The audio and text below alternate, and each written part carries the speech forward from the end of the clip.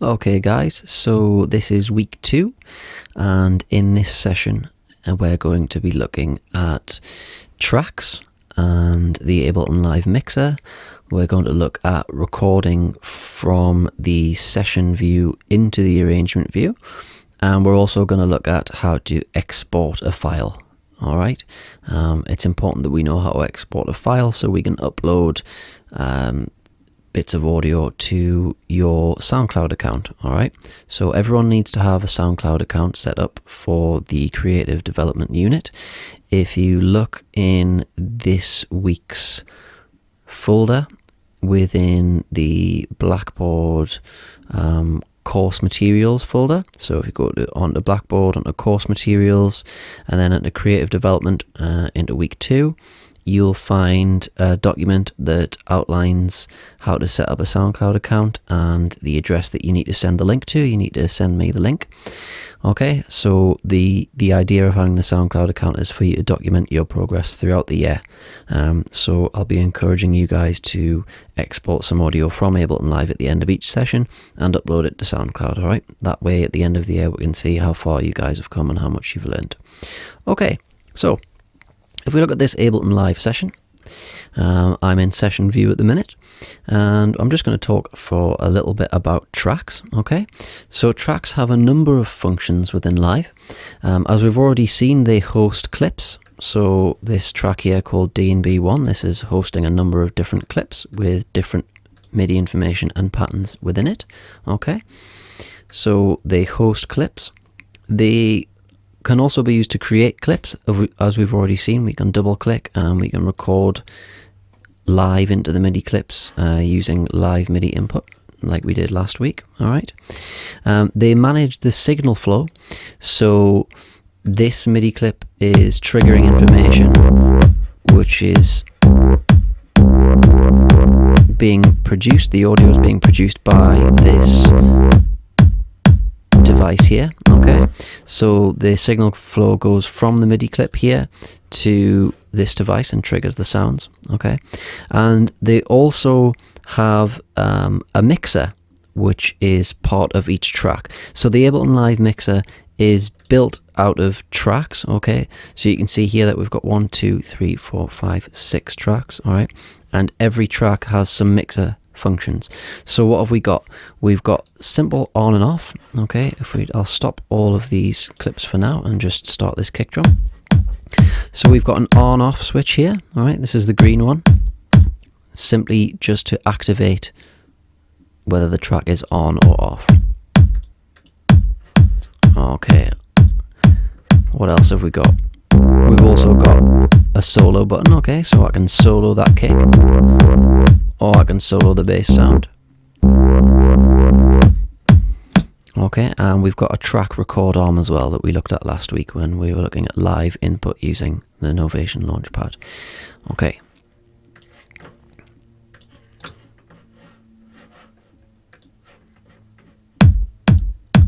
The mixer also gives you a fader on each track, so you can change the volume, and we can pan left to right as well. Okay. We've also got the ability to set our inputs and outputs. We can change our monitoring options. This is an audio output, and we can also send some signal to various different effects tracks. Okay, so we've got 2 in there, one called reverb and one called delay. This A sends the signal to A, and this B knob sends signal to B. So if we wanted to set up a send and return type affair, we would put, we've already got a reverb on there, so we've got a reverb audio effect on there, so we could send signal to the reverb via this send.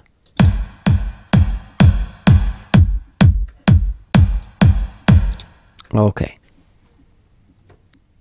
And one thing that is important to bear in mind here, guys, okay, because the session and arrangement views share tracks, okay, so we've 1, 2, 3, 4, 5, 6 tracks within arrangement view as well as in session view. Okay, so the session view and arrangement view share all their tracks.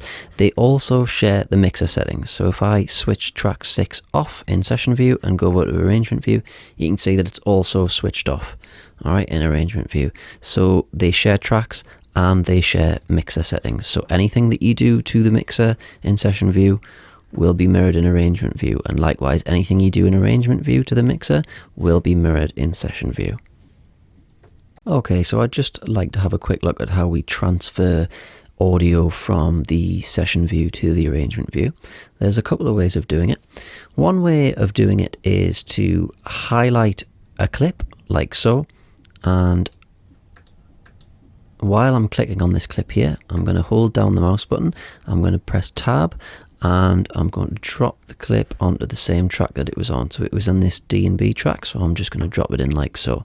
Alright, and you can drag the edges like that to repeat the MIDI clip for as many times as you want. Okay, or you can make it smaller like that. Alright, and we could do that with as many different clips as we want. So I could do it with this green one as well and drop it in here and drag it out a bit longer if I wanted to. Okay, so that's one way of moving information from session view to arrangement view. Now, another more fun way is to set the sequencer off recording and play the different clips. And this is the idea behind Ableton Live, where you set up a number of different clips on a number of different tracks in session view, and then set the sequencer off recording and play the different clips in your own time, in a way similar to if you were in a band and you were jamming with a group of bandmates. The idea here is that you jam with the musical material that you've already set out for yourself in advance.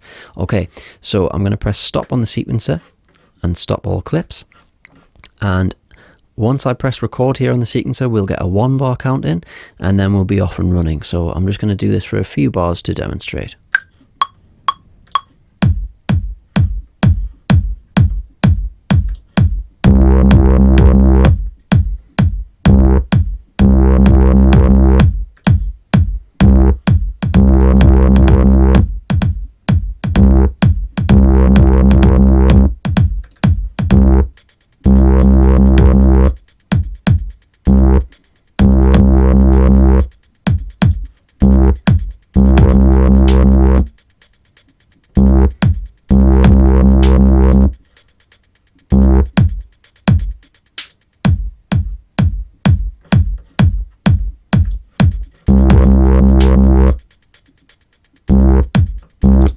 Alright, so that was just a short example of triggering a few different clips, and if we head over to arrangement view, you can see that all of this has been logged,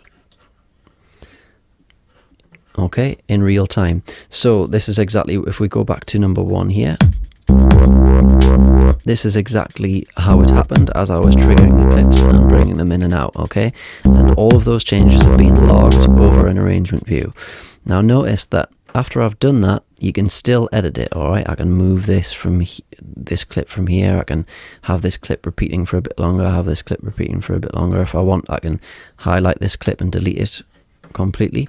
Alright, so it's not a final version. When you jam with your different clips and record them into arrangement view, it doesn't have to be a final version. You can then go on and edit it a bit more. Alright, but it's a fairly simple workflow, guys. Alright, all you do is press stop on the sequencer, stop all of your clips, and then as soon as you trigger this record button, you get a 1 bar count in and you're off and running. Okay, so what about exporting? We've already said that we would like to export some audio at the end of every session to upload to our SoundCloud accounts so it can be documented throughout the year.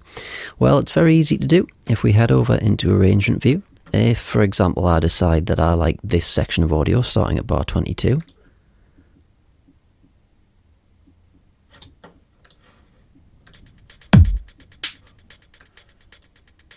I just had to select the back to arrangement button, which is something that we'll come on to later. But if for whatever reason that happens to you, where you play the audio and these clips are grayed out, just look for the back to arrangement button within Live 8. I'll point it out to you guys in one of the sessions. Anyway, if I decide that I want to export this section of audio between 22 and 24, I can select it on the timeline like so, and using Command L to set the loop brace.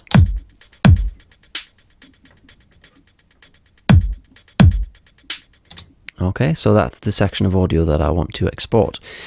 I then go up to the file menu and choose this export audio/video option.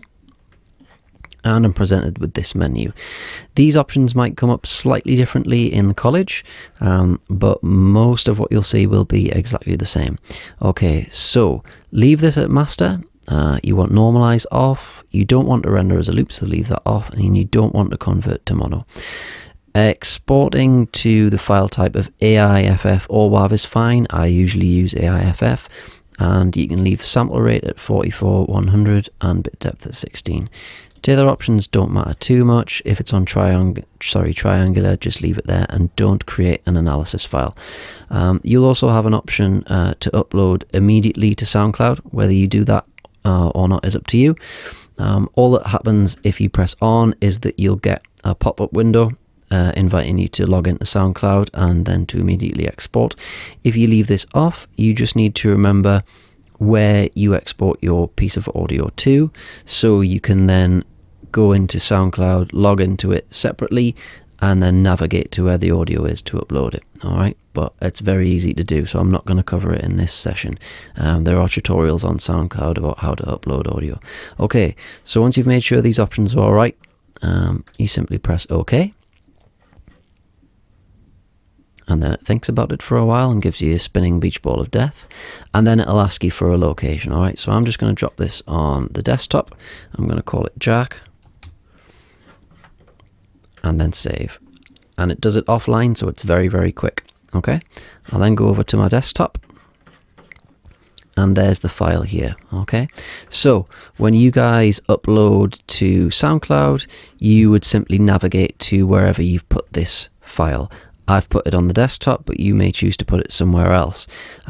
You guys should have set up a folder within the data drive on all of the computers in MATLAB 3.